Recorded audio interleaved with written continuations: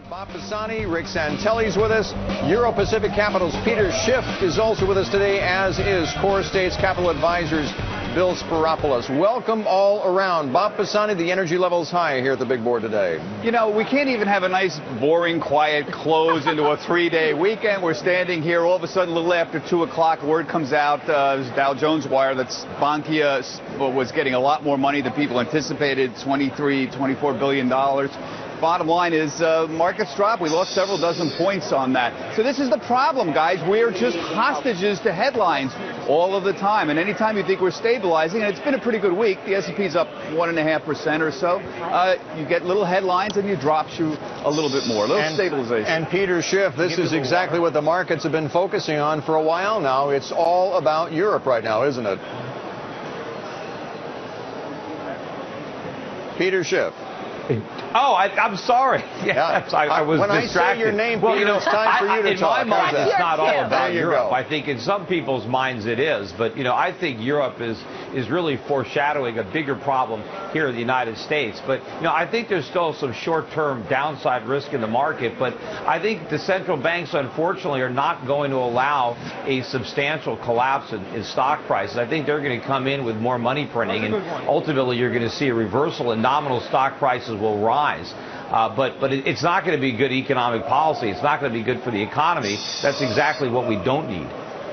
And Bill, let's talk about that, though. I mean, Peter, what is your sort of expectation in terms of how this plays out here? A lot of debate on whether or not we'll have a disorderly or orderly exit of Greece from the euro, or do you expect perhaps Greece stays in the euro? You know, I don't even know. I mean, there are several different ways it could play out.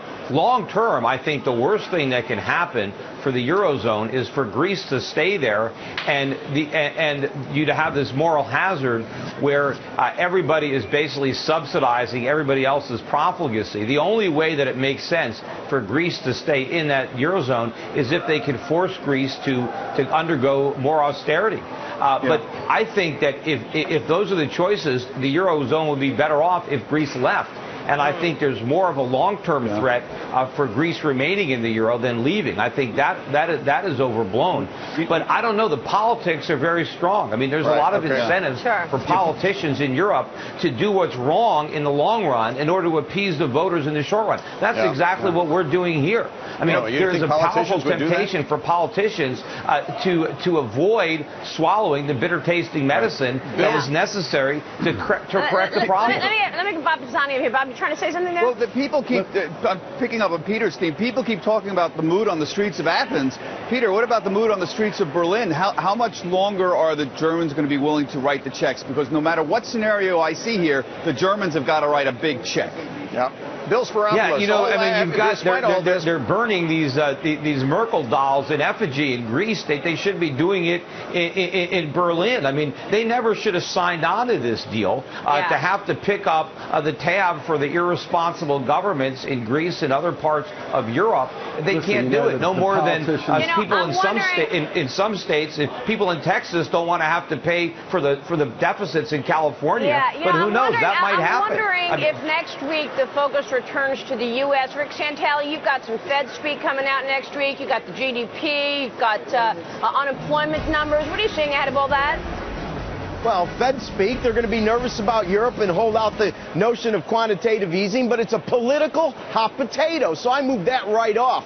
It's about 2 unemployment data points, ADP on Thursday instead of Wednesday, BLS on Friday, and our second look of first quarter GDP on Thursday. If you were disappointed with 2.2, looks like we're going to end up with 1.8 or 1.9. You look at the Chinese stock market, you can see the cross-trade flows out of Europe are impacting that, as well as weak loan demand. I'll tell you, Maria, I just can't be optimistic. Even if we are the cleanest dirty shirt, it's still not that clean. No. Well, be that as it may, Bill and I don't think we're the cleanest one. I think we're dirtier. People just haven't figured it out yet. And, you know, when people say that the problems in Europe are hurting us, they're actually helping us, because people are so worried about Europe, they're buying dollars and they're buying treasuries. Yeah, let's bring Bill in here. Go ahead, Bill. What were you saying? You have to look forward, and I think that the gloomers and the babble and all the negative stuff has been center stage for a long time. We've had just about a 1/3 correction off of the October lows. I think the news gets better going forward. There's change coming to America. There's a lot of bullish things. The mamby-pamby politicians globally are going to get sent home. And talk to this Greek, okay? 8 out of 10 Greeks don't want to leave the euro because they know the politicians get a free ride and the quality of life gets a whole lot worse. Well, if they don't want to leave the euro, Bill, why did they vote the way they did on the last election? It's a great Why point. do people vote the way they do? Not everybody goes out and vote. I mean, it's pretty clear that the elections in Greece right now, 75%. the Greeks, the elections in Greece right now are a proxy on whether they want to stay in the euro or not, whether they want the bailout money the or Greek the austerity voters want plans. something for nothing. That's what all voters want. All That's voters what they're want voting something for nothing. All voters Well, want something. 75, look, let's say the 75% of the people who were polled this week said they would like to stay in the euro. That's what the people are saying. The problem, and I think what you're saying, is that, yes, they would like this, the idea of staying in the euro sounds good, but they don't necessarily want to take the cuts and the austerity that come along with it. Yeah, but the irony of it is, if they leave the Eurozone and they get the drachma, they're going to have even bigger cuts because the drachma is going to collapse and real wages in Greece are going to fall a lot more if they leave the euro than if they stay there and swallow the austerity. All right, we'll leave it there. Thanks, everybody. We appreciate your time tonight and have a nice weekend. We'll see you soon. Welcome back to the show. Texas Congressman Ron Paul, who finished a close third in the Iowa presidential caucus last evening. Dr. Paul, welcome back, sir. We appreciate your time. Thank you very much, Larry. All right, let me just begin with your speech last night. Excellent speech. I thought. I stayed up late and watched it. Now, you said that you have ideas that Republicans need. I want to just start with this. Are you talking about your free market, libertarian, Austrian economics? Is that one of the key ideas that Republicans need? Yeah, absolutely. You'll probably understand this statement, but somebody came up to me that evening and said, I'm waiting for the day that we can say we're all Austrians now. You remember Nixon's statement, we're all Keynesians now? And that ushered in a bad age in the 70s, and we've had a lot of government intervention. They all justified deficits. So, no, I believe in the free market economics. I believe in, working hard and saving and accumulating capital, and you have to have the proper tax code, and you have to get rid of the inheritance tax, and you have to do something with the corporate tax.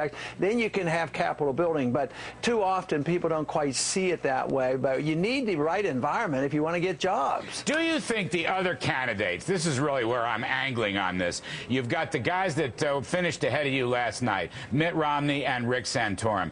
In your judgment, in all honesty, do they understand the brand of free market economics that you are advocating?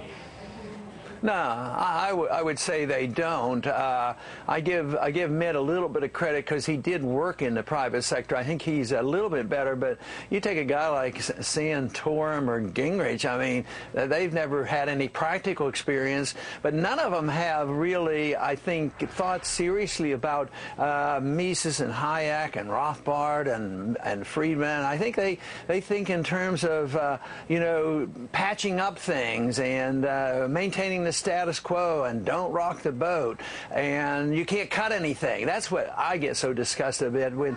So much misinformation about the effort to make these big cuts in Washington, and the super committee is supposed to cut $1.5 trillion over the next 10 years.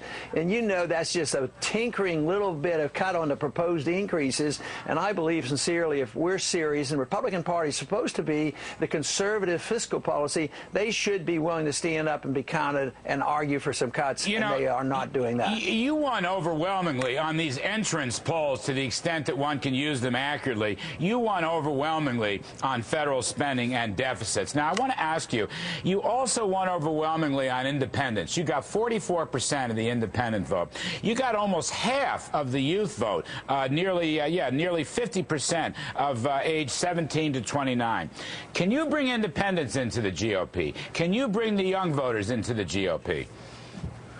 Well, I think better than the rest, and I think people who will vilify my supporters, which they try to do at times, it doesn't make any sense. I thought the party was there, broad tent, big tent, bring people in, but aren't young people pretty important? They might not have ever made a commitment, so I get real energized when I go to the campus and talk about economic policy and talk about, gold standards and things like this, but they don't want to invite these people in, and then they use this this as a negative. They say, oh, this Ron Paul's bringing in these strange people. They want to take over the party. Well, but what do we want to take it over with? Do we want to take it up with big government? Or we want to spend more money? No, they want to spend less money, and I talk a lot about self-reliance and getting the government out of the way, protecting our privacy, and protecting their right to spend their own money.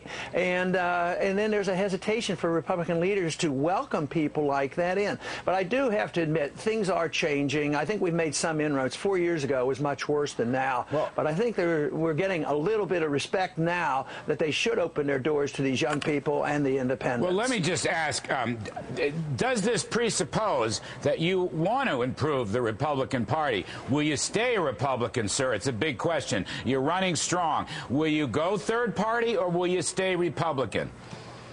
I have no intention of doing that. I mean, I think right now I'm doing so well, why would I even think about it? And they asked me this question, the last go around. I kept saying the same thing. I have no plans to it, no intention to it. And I guess that's one teeny little bit of not, signing an oath, of saying, I absolutely promise on and put my hand on the Bible. But I have no plans to do that. No, I think the place where I operated in the Libertarian Party for 1 year. The laws are so biased against the third-party movement that I have opted out. I was raised in a Republican family. I was elected 12 times to Congress as a Republican, and I think at least their rhetoric is better. I'm not convinced, when they get in charge, they end up passing prescription drug programs, doubling the size of the Department of Education, and they never hold up back on foreign aid. Was that Senator Santorum? Are you pinning Senator Santorum with that?